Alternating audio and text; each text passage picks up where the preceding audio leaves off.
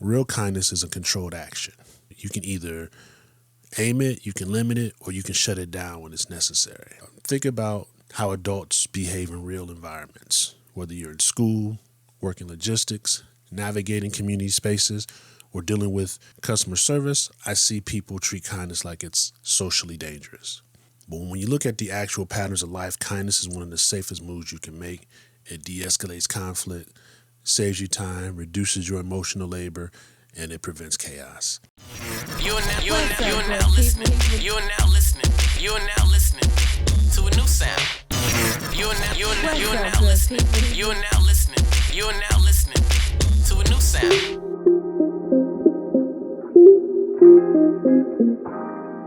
What's up, good people, and welcome back to the Elephant Wisdom Podcast. I am your host, Hark Jos, CEO of Sons of SP Phillips, and the Elephant Wisdom Podcast is your podcast for motivation, inspiration, and domination. So, as we say around here, dominate or don't, that is up to you.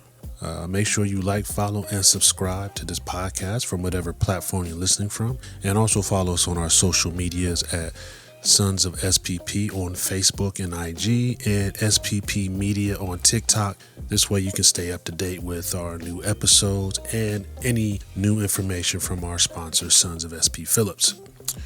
Today, we are getting into something very, very simple, but a lot of you adults like to be stubborn and make it very, very complicated. I am referring to kindness, or the act of being kind.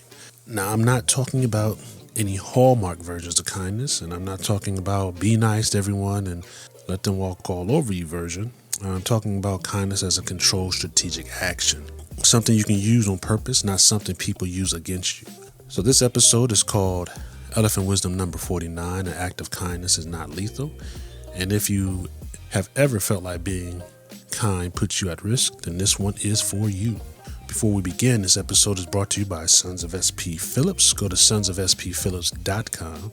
You can get up to 70% off in savings. Any purchase over $45 gets free shipping. Sons of SP Phillips sells new and slightly used designer and name brand clothing and apparel for men and women.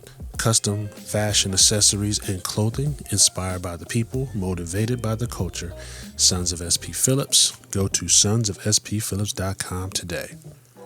So let's start with the goal of this conversation. What I want to do is I want to pull kindness out of the box where people treat it like it's a weakness. Kindness is not a personality flaw. It's not a soft spot, and it is definitely not a liability.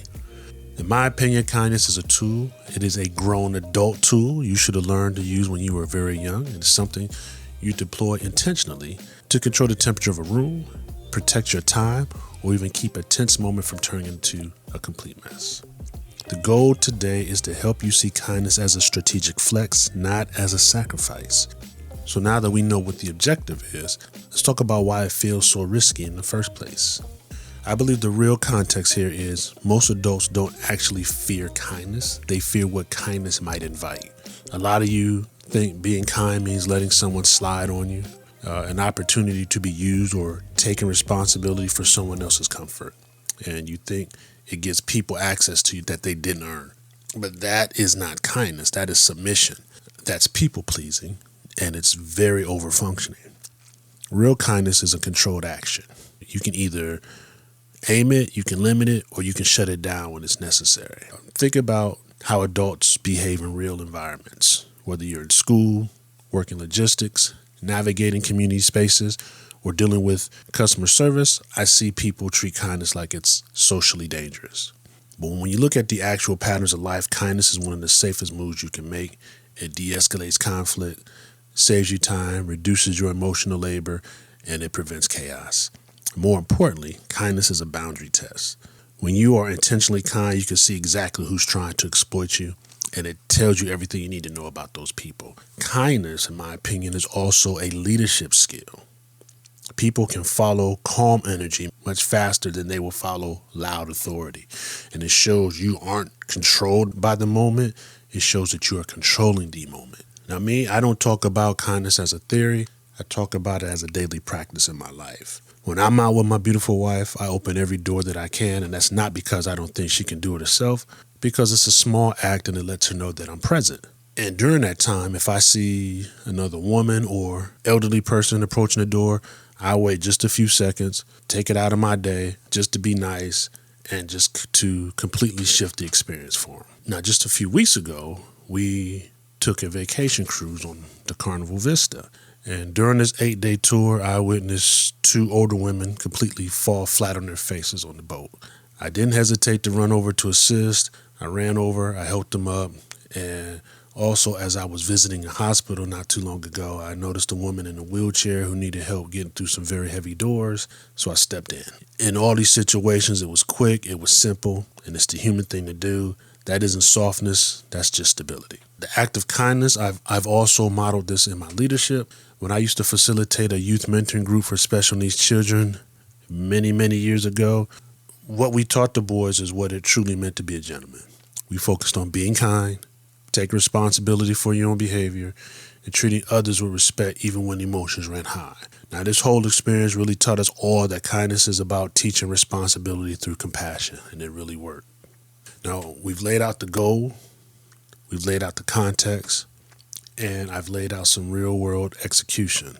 Now, I want to look at some next-level expectations you can carry out moving forward. First, expect kindness to sharpen your awareness. When you choose to be kind, pay close attention to how people respond. Some people will match your energy. Some will try to take advantage. Others will get uncomfortable because they aren't used to calm leadership. Your job is to observe the room, not absorb the chaos. Secondly, expect kindness to reveal your standards. Being kind doesn't mean lowering your bar. It means showing people the high level that you operate at, and also watching who exactly has the maturity to meet you there. Third, expect kindness to simplify your decisions. Moving with controlled kindness gives you immediate clarity. You can quickly see who respects boundaries, who drains your time, and who simply can't handle adult communication. That clarity makes your next moves easy. And lastly, expect kindness to reinforce your identity, never threaten it.